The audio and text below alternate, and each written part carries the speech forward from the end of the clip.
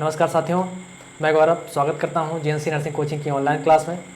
Digestive system चल रहा है और डाइजेस्टिव सिस्टम में एक लेक्चर हो भी गया है जिसके अंदर जनरल इंट्रोडक्शन की बात कर ली थी और उसी के अंदर डाइजेस्टिव सिस्टम के अंतर्गत कौन कौन से ऑर्गन आते हैं उसके बारे में जनरल इंट्रोडक्शन हो गया था।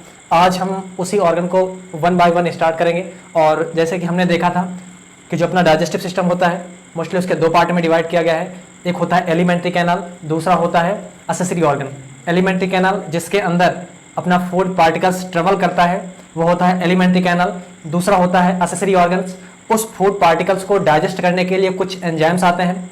एंजाइम्स आकर के उस फूड पार्टिकल्स का डाइजेशन करते हैं। उसके बारे में हम जनरल इंट्रोडक्शन ले लिए हैं। अब हम वन बाय वन एक एक पार्ट के बारे में उस ऑर्गन के जो नाम वहाँ पर बताया गया था जैसे ओरल कैविटी, उसके बाद pharynx, oesophagus, stomach, small intestine, large intestine, anus, rectum या एनस, मतलब कि ये सारे एलिमेंट्री कैनाल थे। और असेसरी ऑर्गन में जैसे salivary gland, liver, pancreas, gall bladder, ये सारी चीज जो है हम अब नेक्स्ट वन बाय वन हर एक लेक्चर में एक एक टॉपिक को हम डिस्कस डिटेल में करेंगे। आज का जो टॉपिक रहेगा वो है अपना ओरल कैविटी, बकल कैविटी और माउथ। तो हम इसके बारे में डिस्कस करेंगे और एक एक चीज इसके अंदर कौन कौन से कंपोनेंट्स आते हैं सारी चीज यहाँ पर डिस्कस करेंगे। सबसे पहले जो ओरल कैविटी होता है वो कुछ बोन से कुछ मसल से घिरा हुआ होता है, तो उसके बारे में लिखेंगे। जो अपना माउथ है, जो ओरल कैविटी है, जो बकल कैविटी है, कुछ बोन से कुछ मसल से घिरा हुआ होता है। सबसे पहले देखेंगे जो ओरल कैविटी होता है या माउथ होता है उसके एंटीरियर में क्या होता है। एंटीरियर या एंटीरियरली कह सकते हैं। एंटीरियरली में क्या होता है, बोथ लिप्स, दोनों लिप्स अपर और लोअर के, दोनों अपर साइड के और लोअर साइड के दो लिप्स होते हैं जो कि इसको क्लोज रखते हैं। नेक्स्ट बात होगी इसकी पोस्टीरियर की बात करते हैं। पोस्टीरियर की बात करते हैं। It is just continue with the oropharynx, ये फेरिंक्स से कंटिन्यू होता है, इसे कहते हैं कंटिन्यूअस विद ओरोफेरिंक्स। जो अपना पर्टिकुलर फेरिंक्स होता है वो तीन जगहों से जुड़ा होता है। यही फेरिंक्स अगर नाक से या नेजल कैविटी से जुड़ा होता है उसे कहते हैं नेजोफेरिंक्स। पर्टिकुलर ये जो अपना ओरल कैविटी से है ये अपना फेरिंक्स से जुड़ा है, इसे कहते हैं ओरोफेरिंक्स। तीसरा यही फेरिंक्स लैरिंक्स से जुड़ा होता है उसे कहते हैं लैरिंगोफेरिंक्स। तो यहां पर it is posteriorly, it is continuous with oropharynx. अब बात करते हैं सुपीरियर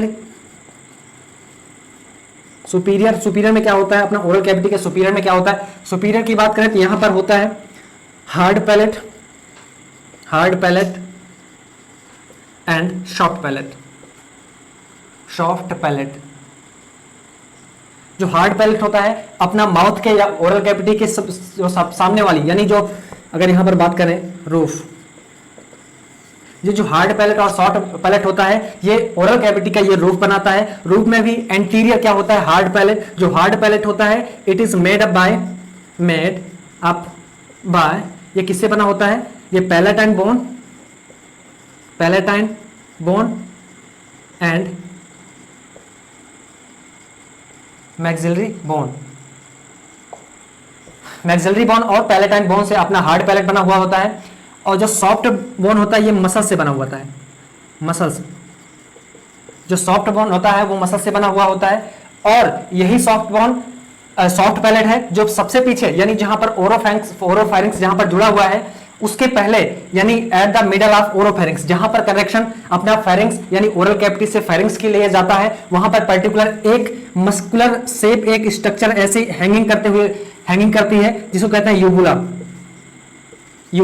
यूबुला क्या है, यानी जो अपना सॉफ्ट पैलेट है, सॉफ्ट पैलेट के लास्ट में जहां पर ओरोफेरिंक्स यानी कह सकते हैं जो अपना बगल कैविटी है, बगल कैविटी जहां पर फेरिंक्स से जुड़ा होता है ओरोफेरिंक्स वाले पार्ट में, उसके पहले बीच में एक मस्कुलर शेप स्ट्रक्चर हैंगिंग करते हुए होती है, उसको क्या कहते हैं, यूबुला कहते हैं।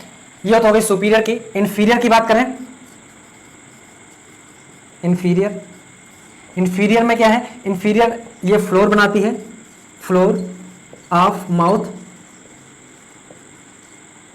यहां पर कुछ मस्कुलर टिश्यू है, muscular tissues and tongue.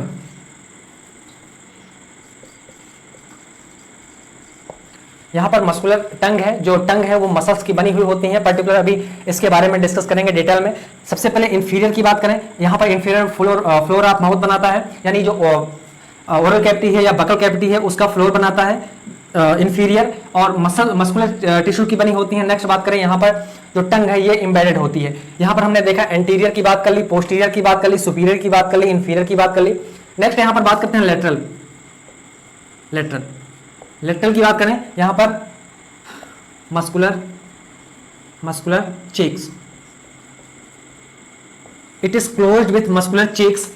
Checks के मसल्स के कुछ चेक्स होते हैं, या कह सकते हैं चेक्स से अपना लेटरल साइड ये कवर्ड रहता है। हमने देख लिया यहाँ पर सबके बारे में। नेक्स्ट इसके बाद बात करते हैं इसमें अब जो बकल कैविटी था, ये चारों ओर से किसी ना किसी प्रकार की बोन या मसल से घिरा हुआ था, उसके बारे में हमने चर्चा कर ली। अब बात करते हैं ओरल कैविटी या बकल कैविटी के अंदर कुछ पर्टिकुलर स्ट्रक्चर्स पाई जाती है, उस स्ट्रक्चर के बारे में एक एक के बारे में पढ़ाई करेंगे। अब यहाँ पर सबसे पहले बात करते हैं ओरल कैविटी या बकल कैविटी के अंदर होता है टंग, दूसरा सलाइवरी ग्लैंड,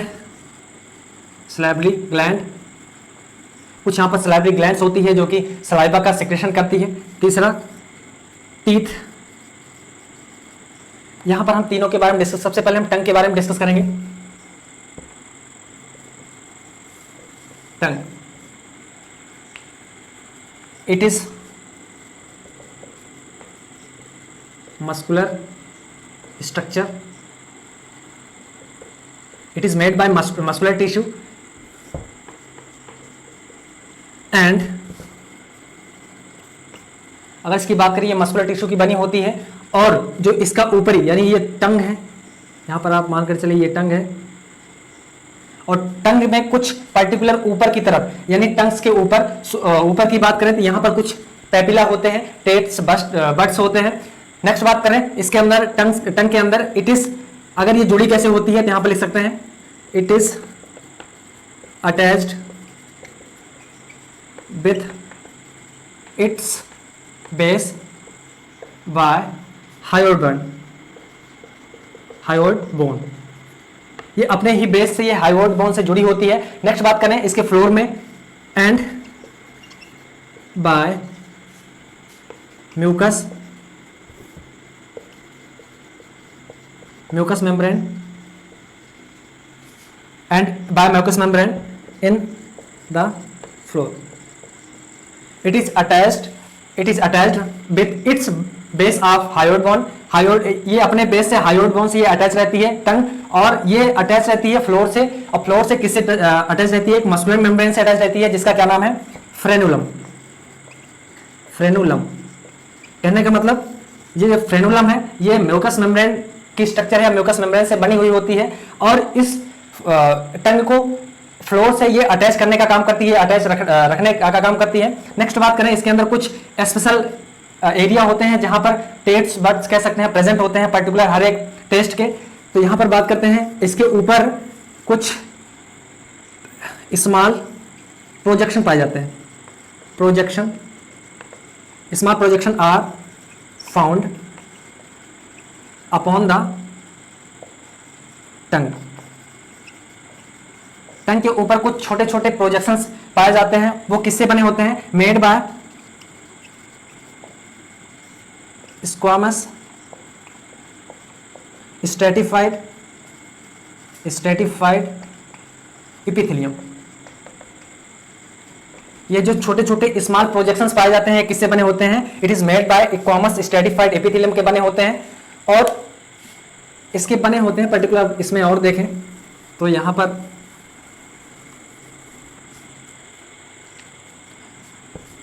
एंड पैपिला, ये जो छोटे छोटे स्मॉल प्रोजेक्शंस होते हैं उसे क्या कहते हैं, पैपिला कहते हैं। एंड सेंसरी नर्व, यहां पर कुछ सेंसरी नर्व यहां पर एंडिंग होती है, the sensory nerve ending present here, यहां पर कुछ सेंसरी नर्व एंडिंग यहां पर प्रेजेंट होती है, और इसके अलग अलग लोकेशन पर यहां पर डिफरेंट टाइप के टेस्ट बड्स पाए जाते हैं। सबसे पहले बात की जाए एंटीरियर की, ये एंटीरियर पार्ट है, यानी टंग्स का ये एंटीरियर पार्ट है। एंटीरियर पार्ट में एक स्पेशल प्रकार के टेस्ट बड्स पाए जाते हैं जिसका नाम है स्वीट। यहां पर स्वीट टेस्ट बड्स पाए जाते हैं। और जस्ट इसके पीछे बात की जाए, यानी एंटीरियर के थोड़ा सा पीछे बात की जाए, तो यहां पर होता है साल्टी। और लेटरल की बात की जाए, लेटरल में क्या पाया जाता है, लेटरल दोनों साइड में पाया जाता है यहां पर शोर, दोनों साइड में शोर पाया जाता है। और जो पोस्टीरियर का पार्ट है, टंग्स का पोस्टीरियर पार्ट है, यहां पर पाया जाता है बिटर। हमने देखा यहां पर सबकी लोकेशन अलग अलग है, टेस्ट बट अलग अलग पाए जाते हैं। स्वीट सबसे नीचे, या कह सकते हैं एंटीरियर में, टंग के एंटीरियर में स्वीट का टेस्ट बट्स पाए जाते हैं। और जस्ट पीछे स्वीट के या एंटीरियर के जस्ट थोड़ा सा पीछे क्या पाया जाता है, साल्टी पाया जाता है। और जो लेटरल साइड में है, लेटरल साइड में शोर पाया जाता है। और बिटर टंग्स के सबसे पीछे या posterior part of tongues the bitter taste buds are found. यहां पर हमने देखा डिफरेंट टाइप या डिफरेंट टेस्ट बट्स कहां पर पाए जाते हैं, इसके बारे में देखा। यहां पर कौन कौन सी आर्टरी या वेन होती हैं जो कि टंग्स को सप्लाई करती हैं। नॉर्मली कार्डियोवैस्कुलर सिस्टम के अंतर्गत यहाँ पर हो चुकी थी, ये पूरा टॉपिक हो गया था, कौन कौन से पार्ट को कौन सी वेसल्स ब्लड सप्लाई पहुंचाती है और वहां से कौन कौन सी ब्लड वहां से ड्रेन करती है, उसकी बात कर रहे हैं। यहाँ पर सप्लाई करने वाली हैं the blood vessels which supply to the lungs, वहां होती है lingual artery, branch of external carotid artery. हमने देखा लिंगुअल आर्टरी किसकी ब्रांच है, ये एक्सटर्नल कैरोटिड की ब्रांच है। एक्सटर्नल कैरोटिड की एक ब्रांच होती है जिसे कहते हैं लिंगुअल आर्टरी। ये लिंगुअल आर्टरी सप्लाई करती है टंग्स को। दूसरी होती है लिंगुअल वेन, लिंगुअल वेन ये किसका पार्ट है, this is the branch of external jugular vein.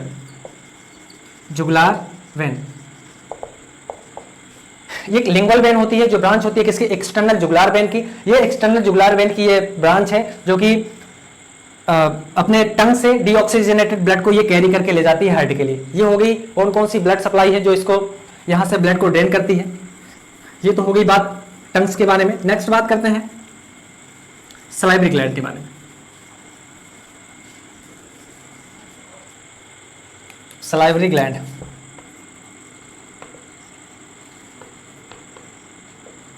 Salivary gland मुंह में या माउथ में कुछ सलाइवरी ग्लैंड्स होती हैं जो कि सलाइवा का सिक्रेशन करती हैं। मोस्टली अगर देखा जाए तो सलाइवरी ग्लैंड 3 पेयर होती हैं, 3 पेयर, और number in count 6 salivary gland, 6 salivary gland पाई जाती हैं या 3 पेयर पाई जाती हैं। सबके अलग अलग नाम हैं। सबसे पहले की बात करते हैं, पैरोटिड ग्लैंड। पैरोटिड ग्लैंड होती है, ये कहां पर होती है, it is located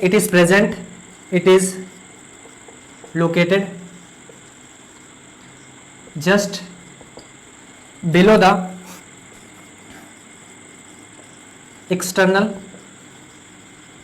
acoustic meatus. It is located just below the external acoustic meatus. ये किसके नीचे होती हैं, एक्सटर्नल acoustic meatus के नीचे ये पाई जाती हैं। और पर्टिकुलर इस ग्लैंड से, पर्टिकुलर ये मान लीजिए पैरोटिड ग्लैंड है, पैरोटिड होता है, जितनी ये सलाइवा का यहाँ पर सिंथेसिस होता है इसको ले जाने वाली यहाँ पर एक ग्लैंड पाई या डक्ट पाई जाती है जिसका नाम है स्टेंसन डक्ट। स्टेंसन डक्ट होती है, इसी का दूसरा नाम है पैरोटिड डक्ट।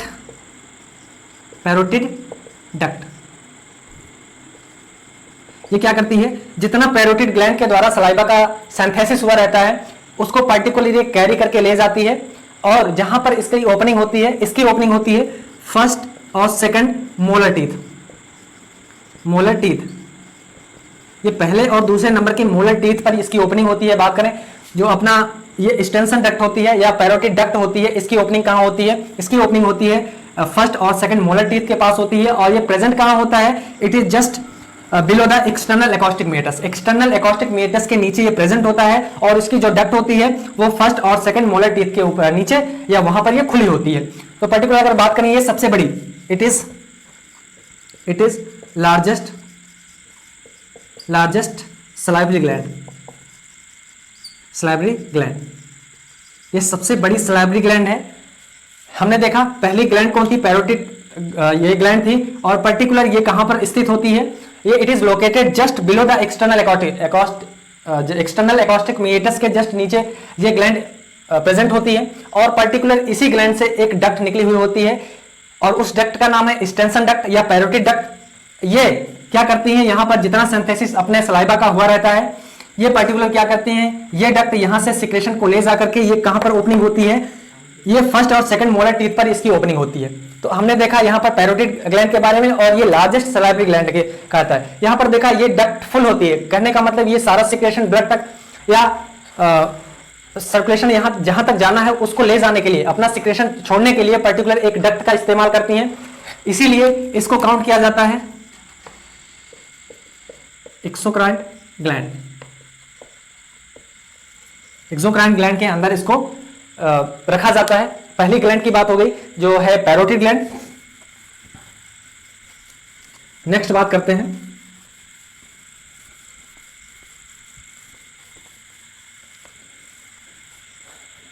यहां बात करते हैं सब मैंडिबुलर ग्लैंड। दूसरी ग्लैंड का नाम है जो कि है सब मैंडिबुलर ग्लैंड। ये कहां पर स्थित है, it is present, it is located just it is located at the angle of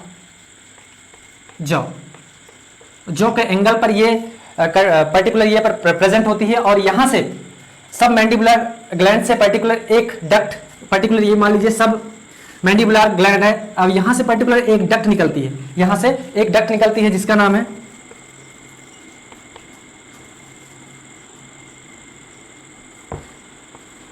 वाटसन्स gland या डक्ट, या दूसरा इसी का नाम है, या इसी ग्लैंड का दूसरा नाम है पर्टिकुलर डक्ट का नाम है जिसे कहते हैं सब मैंडिबुलर डक्ट। ये अपना सारा सिक्रेशन कहां छोड़ती है, ये सारा सिक्रेशन यानी इस डक्ट के माध्यम से कहां छोड़ती है, ये सारा सिक्रेशन फ्रेनुलम के दोनों ओर, both side of frenulum, frenulum के दोनों ओर ये वाटसन डक्ट या सब मैंडिबुलर डक्ट, ये फ्रेनुलम के दोनों ओर यानी जीभ या कह सकते हैं टंग के नीचे, या टंग को जो नीचे सपोर्ट करती है, फ्लोर से कनेक्ट करने का काम करती है, ये होती है फ्रेनुलम। इसी फ्रेनुलम के दोनों ओर ये डक्ट आकर पर्टिकुलर ओपन रहती हैं, और जहां पर सारा सलाइवा अपना सिक्रेट करती हैं, जो सारा सलाइवा यहां पर छोड़ती हैं। ये हो गई सब मैंडिबुलर ग्लैंड के बारे में। नेक्स्ट बात करते हैं सभी जितनी ग्लैंड है, यहां पर जितनी ग्लैंड के बारे में, वो दो सारी होती हैं, एक पेयर, पर्टिकुलर तीनों एक पेयर होती हैं। नेक्स्ट बात करते हैं, अगर इसकी बात करें तो ये होती है it is a gland which secret maximum amount of saliva, it secret maximum amount of saliva. ये सलाइवा का सबसे मैक्सिमम, तीनों ग्लैंड में से सबसे बड़ी कौन थी, पैरोटिड थी, लेकिन सबसे ज्यादा सिक्रेशन देने वाली, सबसे ज्यादा सिक्रेशन सलाइवा का करने वाली कौन सी ग्लैंड है, सब मैंडिबुलर ग्लैंड। ये होगी। नेक्स्ट थर्ड वाली की बात करते हैं,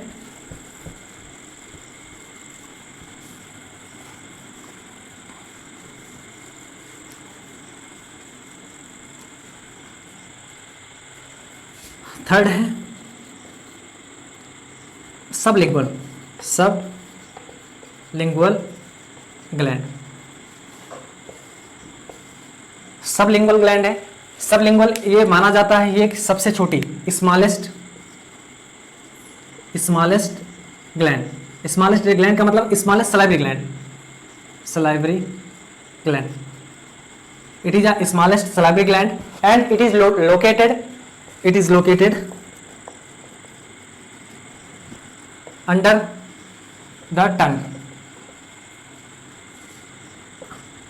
the tongue in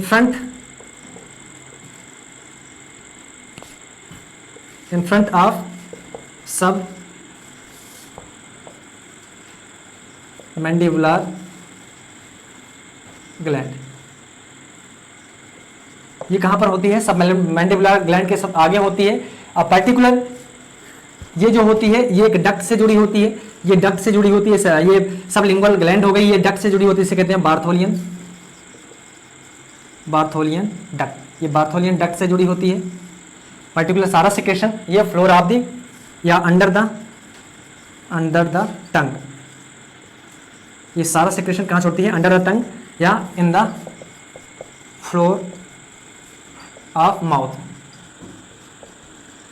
इसमें इंपॉर्टेंट क्या है? सबसे बड़ी कौन सी ग्लैंड है, सबसे ज्यादा सिक्रेशन देने वाली कौन सी ग्लैंड है, सलाइवरी ग्लैंड है या सबसे छोटी ग्लैंड कौन सी है? हमने देखा सब लिंगुअल ग्लैंड है, ये स्मॉलेस्ट ग्लैंड है। और सबसे बड़ी कौन सी ग्लैंड थी? वो थी पैरोटिड ग्लैंड। और सबसे ज्यादा सिक्रेशन देने वाली कौन सी ग्लैंड थी? वो थी सब मैंडिबुलर ग्लैंड थी। यहां पर हमने देखा तीनों ग्लैंड के बारे में देखा। उसके बाद पर्टिकुलर ये कितना सिक्रेशन करती है, यानी पर डे कितना सलाइवा का सिक्रेशन होता है।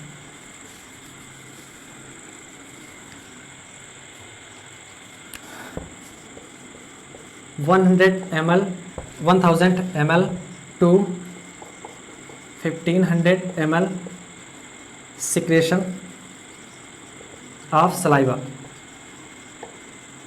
Per day. एक दिन में कितना होता है? लगभग 1 से 1.5 लीटर तक होता है। और पर्टिकुलर इसकी पीएच की बात की जाए, पीएच स्लाइटली एसिडिक होता है, क्योंकि इसमें यानी सलाइवा के अंदर क्या पाया जाता है? लाइसोजाइम इसमें पाया जाने के कारण जो सलाइवा का पीएच होता है वो थोड़ा सा स्लाइटली एसिडिक होता है। नेक्स्ट बात करें इसके अंदर और क्या क्या होते हैं, इसके कंपोनेंट से या कंपोजिशन की बात करें तो यहाँ पर कंपोजिशन की बात कर लेते हैं। पीएच हमने देखा कितना होता है? 6.4 के समथिंग। पीएच कितना होता है? 6.5। अगर इसकी एवरेज की बात की जाए तो ये होता है 5.5 to 7। और इसका एग्जैक्ट क्या होता है? 6.5। इसका एग्जैक्ट इसकी पीएच हो गई। कंपोजिशन की बात करते हैं।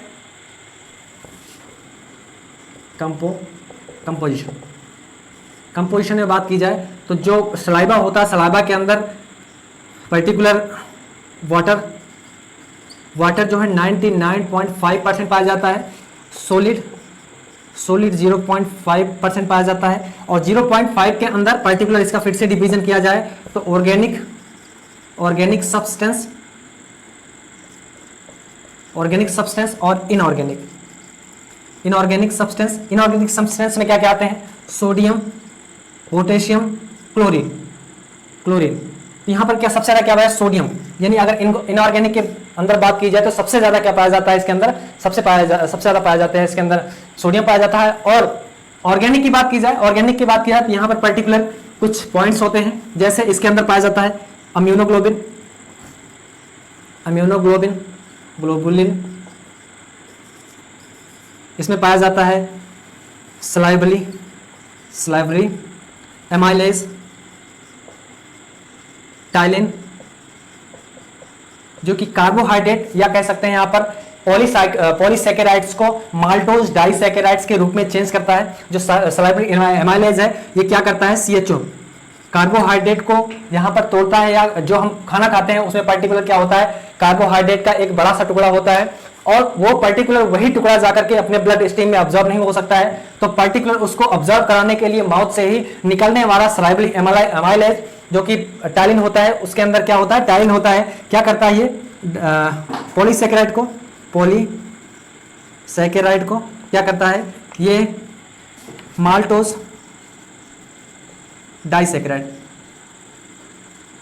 डाइसैकेराइड्स के अंदर कन्वर्ट करता है। ये इसके बारे में बात होगी। नेक्स्ट बात करते हैं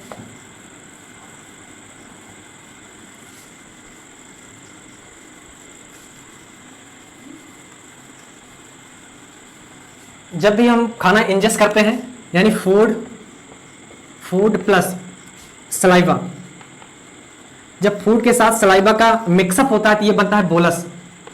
क्या बनता है? बोलस। खाने का पार्टिकल्स जब हम अपने माउथ में इंजेस्ट करते हैं, इंजेस्ट करने के बाद ये किसके साथ मिलता है? सलाइवा के साथ मिलता है। तो उसे अब हम इसे फूड पार्टिकल्स नहीं बोलेंगे, उसे बोलेंगे बोलस। तो हमने देखा सबसे पहले सलाइवा का क्या होता है, उसके कितने इसके क्या कहते हैं ग्लैंड्स हैं, किस किस ग्लैंड से कितना टोटल पर डे कितना निकलता है, इसका पीएच क्या होता है। और तीनों जो यहाँ पर 3 पेयर्स थी, इसके बारे में हमने पूरी जानकारी यहाँ पर पढ़ ली। नेक्स्ट बात करते हैं यहाँ पर टंग्स का जो फंक्शन था, यहाँ पर टंग्स के फंक्शन के बारे में जानेंगे। Function function of tongue. Function of tongue के बारे में जानेंगे। पहला फंक्शन होता है perception of taste. Perception of taste. Next speech, help in speaking. Next cleaning of teeth. Next help in deglutition. Deglutition या कह सकते हैं swallowing। क्या काम होता है? सबसे पहले परसेप्शन ऑफ टेस्ट। टेक्स्ट को यहाँ पर कुछ सेंसरी, यहाँ पर क्या होते हैं, यहाँ पर नर्व एंडिंग होती हैं। नर्व एंडिंग के माध्यम से यहाँ पर टेस्ट का पता लगाया जा सकता है टंग्स के द्वारा। दूसरा होता है हेल्प इन स्पीकिंग। टंग्स का बहुत बड़ा रोल होता है स्पीकिंग के अंदर। क्लीनिंग ऑफ टीथ, जो टंग होती है उससे दांत की क्लीनिंग होती है। नेक्स्ट बात करें हेल्प इन डिग्लूटिशन या सोलोइंग। सोलोइंग के अंदर, डिग्लूटिशन के अंदर इसका टंग्स का बहुत बड़ा योगदान है। नेक्स्ट बात करते हैं, अभी बात चल रही थी सलाइवा की। सलाइवा के बारे में पूरी लगभग जानकारी हो गई थी। नेक्स्ट बात करते हैं इसके अंदर टीथ के अंदर।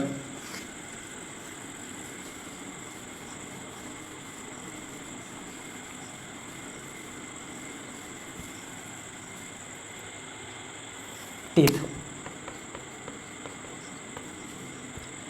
पर्टिकुलर अगर टीथ की बात की जाए तो ये दो टाइप के होते हैं। एक होता है पर्टिकुलर, पहले की बात की जाए तो ये होता है टेम्परेरी या डिसिडुअस टीथ, इसी कहते हैं टेम्परेरी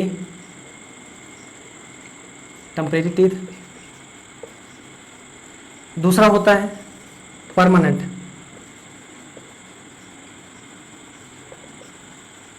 टीथ। जो डिसिडुअस या टेम्परेरी टीथ होते हैं पर्टिकुलर बच्चे के अंदर ये स्टार्ट हो जाने, ये it start erupt in 6 months and 20 teeth complete at 2 year। Particular अगर डिसिडुअस या टेम्परेरी टीथ की बात की जाए तो जो बच्चा होता है उसके अंदर दांत निकलना 6 मंथ से चालू हो जाते हैं और लगभग 2 साल तक 20 दांत कंप्लीट हो जाते हैं। और पर्टिकुलर इसी दांत का यानी टेम्परेरी दांत का इसका परमानेंट में चेंज होना या कह सकते हैं इसका रिमूव होना स्टार्ट हो जाता है और 6 ईयर से ये चेंज हो जाता है, परमानेंट दांतों के अंदर ये कन्वर्ट होने लगता है। यानी कह सकते हैं कि 6 ईयर में ये दांत निकलने लगते हैं और उसके स्थान पर ये परमानेंट टीथ आने लगते हैं 6 साल के बाद। अब पर्टिकुलर 21 ईयर के तक लगभग 32 टीथ कंप्लीट हो जाते हैं। यानी क्या कह सकते हैं, पर्टिकुलर किसी बच्चे के अंदर 6 महीने से दांत का इरप्शन होना या टेम्परेरी टीथ का इरप्शन होना स्टार्ट हो जाता है और 2 साल तक पर्टिकुलर बच्चे के अंदर पूरे टेम्परेरी दांत आने लगते हैं। उसके बाद 6 साल से रिप्लेस होने लगता है, रिप्लेस इनटू परमानेंट। ये टेम्परेरी जो दांत है वो 6 साल के बाद रिप्लेस होने लगते हैं परमानेंट दांतों में, यानी पर्टिकुलर दांत का निकलना चालू हो जाता है, उसके बाद उसके स्थान पर रिप्लेस होने लगते हैं परमानेंट टीथ। और 21 साल तक पर्टिकुलर दांत का पूरा यानी 32 दांत का आ जाना पूरा आ जाता है। नेक्स्ट बात करते हैं ये डिसिडुअस या टेम्परेरी टीथ कितने होते हैं और कौन कौन से कम होते हैं, परमानेंट से कौन कौन से कम होते हैं। तो पर्टिकुलर इसमें बात की जाए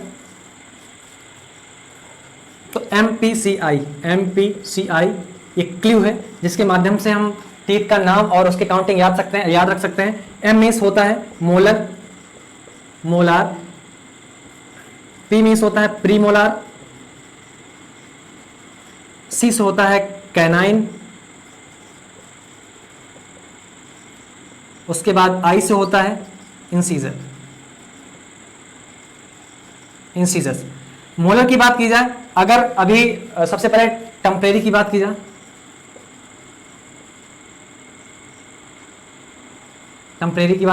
तो टेम्परेरी में क्या होता है, मोलर जो दांत होते हैं ये 2 होते हैं, 2 इन नंबर। ट्विन नंबर, 2 दांत होते हैं। प्रीमोलर बच्चों में नहीं होते हैं या टेम्परेरी दांत नहीं होते हैं। कैनाइन की बात की जाए तो 1 इन नंबर होते हैं। इंसीजर की बात हो जाए 2 इन नंबर, 2 होते हैं। यहाँ पर 2, 1 3, 2 5, 5। यहाँ पर दांत की बात की जाए तो ये दांत ऐसे होते हैं, इस प्रकार से, यानी कह सकते हैं it is right sided and after that it is left sided. तो यहाँ पर सबसे पहले 2 टीथ किसके हो गए, मोलर के हो गए, और यहाँ पर पर्टिकुलर 3 दांत नहीं होते हैं, किसके स्थान है ये, प्री मोलर के हैं। कैनाइन की बात की जाए तो यहाँ पर पर्टिकुलर फिर से कैनाइन होते हैं। इंसीजर की बात की जाए कितने होते हैं, 2 होते हैं। ये हो गए 1 2 3 4 5, 5 इधर हो गए और 5, 1 2 3 4 5, 5 इधर हो गए, कितने हो गए, 10। ये तो लोअर साइड की बात हो रही। लोअर साइड कितने हो गए, 10 हो गए, और अपर साइड 10, तो टोटल कितना हो गया, 20। यानी टेम्परेरी टीथ कितने होते हैं, 20। अब इसी की परमानेंट की बात की जाए तो यहाँ पर परमानेंट यहाँ पर हो जाएगा, ये टेम्परेरी हो गया। यहाँ पर परमानेंट की बात की जाए तो परमानेंट क्या होगा, मोलर जो है ये 3 कितने टीथ होंगे, इसके मोलर के 3 टीथ होंगे। अब प्री मोलर की बात की जाए तो यहाँ पर 2 होते हैं। कैनाइन की बात की जाए तो 1 होंगे, और इंसीजन की बात की जाए 2 होंगे। तो यहाँ पर हम देख सकते हैं जैसे यहाँ पर था। अब यहाँ पर क्या होगा, ये हो गया, फिर से राइट और लेफ्ट की यहाँ पर होगी, ये राइट हो गया, ये लेफ्ट हो गया। तो राइट में कितने दांत होते हैं, राइट में 3 मोलर, 1 2 3 मोलर हो गए। प्री मोलर कितने हैं, 2, 1 2। इंसीजन कितने हैं, 1 है, और सॉरी कैनाइन कितने हैं, 1 है। इंसीजन कितने हैं, 2 हैं। तो पर्टिकुलर कितने हो गए, 1 2 3 4 5 6 7 8, 8 राइट साइड हो गए। लेफ्ट कितने होंगे, पर्टिकुलर 8 फिर से इधर हो जाएंगे, 1 2 3 4 5 6 7 8, 8 इधर हो गए, 8 दूनी 16, यानी 8 8 16 हो गए। 16 डाउन साइड हो गए, इंफीरियर हो गए, और सुपीरियर की बात करें कितना हो जाएगा, 16 ये भी हो जाएगा। तो 16 दूना 32, यानी अगर टेम्परेरी या परमानेंट की बात करें तो कितने टीथ होते हैं, 32 होते हैं। कितने कितने होते हैं यहाँ पर हमने देख लिया। नेक्स्ट बात करते हैं, ये एल्वियोलर सॉकेट में स्थित होता है। It is embedded into the alveolar socket या socket of alveolar of the mandible and maxilla। Maxilla और मैंडिबल के एल्वियोलर सॉकेट, एल्वियोलर रिज में ये स्थित होते हैं। तो हमने देखा कि टंग के बारे में। अब पर्टिकुलर इसका सबका अलग अलग काम होता है। जो इंसीजन होता है इसका काम होता है बाइटिंग, किसी चीज को बीच से फाड़ने के लिए, टीयरिंग के लिए क्या काम होता है, इंसीजन काम होता है। ये पर्टिकुलर किसी को ये जो मोलर और प्री मोलर है, किसी चीज को अच्छे से पीसने के लिए किसका काम आता है, मोलर और प्री मोलर का आता है। यहाँ पर सबके अलग अलग काम हो गए। ये हो गया अपना टंग के बारे में पूरी जानकारी यहाँ पर दे दी गई। सलाइवरी ग्लैंड के बारे में जितना कुछ था यहाँ पर बता दिया गया, और टीथ के बारे में जितना कुछ था यहाँ पर बताया गया। तो ये हो गई, ये जितने भी कंपोनेंट्स हैं, जितने भी पर्टिकुलर ऑर्गन थे, ये सब किसके अंदर थे, बकल कैविटी के अंदर थे। और बकल कैविटी के अंदर टंग, सलाइवरी ग्लैंड, टीथ, ये मेन ये सारी चीजें हैं। और पर्टिकुलर इस लेक्चर के अंदर ये हमने डिस्कस किया। नेक्स्ट लेक्चर में हम डिस्कस करेंगे इसके आगे का पोर्शन। सपोज पहले क्या था, ये तो पहला अपना ओरल कैविटी या बकल कैविटी या माउथ था। नेक्स्ट क्या होगा, नेक्स्ट फेरिंग्स होगा, एसोफेगस होगा, स्टमक। धीरे धीरे ये डाइजेस्टिव सिस्टम को हम इसी तरह आगे बढ़ाएंगे। आशा करता हूँ ये सारी चीज़ें आपको ज़रूर समझ में आई होंगी। अगर आई हो तो लाइक करें, अपने दोस्तों के साथ शेयर करें और कमेंट करें, और हमारे चैनल को सब्सक्राइब करें। Thanks to all.